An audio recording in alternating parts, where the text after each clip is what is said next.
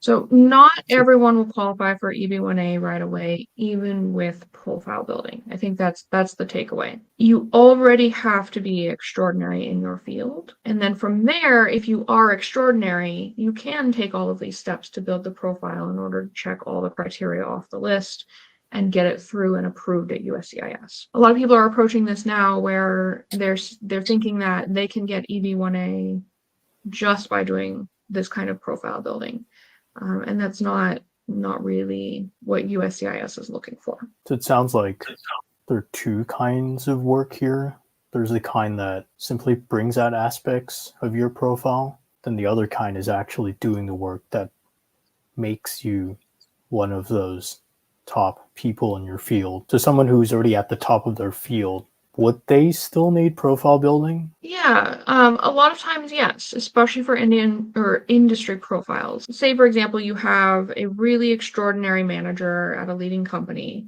They've probably dedicated the vast majority of their career just to in-house internal projects and have risen in the Right. ranks that way.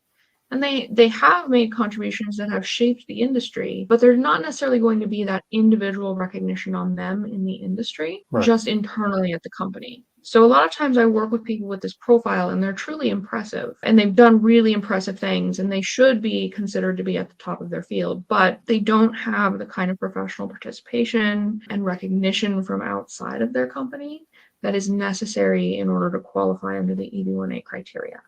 So these people really do benefit from profile building because the profile building can come in and create those other aspects of the case that are needed just to push the case through to the finish line. So it can be valuable. It doesn't really work very well the other way, because if you do all of those things that are intended to push you to the finish line, but you don't like start at the starting point, it's probably not going to go anywhere. And it also depends on the person. So I know a lot of Right. people who built their profile up on their own. They didn't need a Yep. consulting firm or anything. They just needed some pointers or some guidance because they already had these opportunities coming up for them. They were regularly Right. invited to things.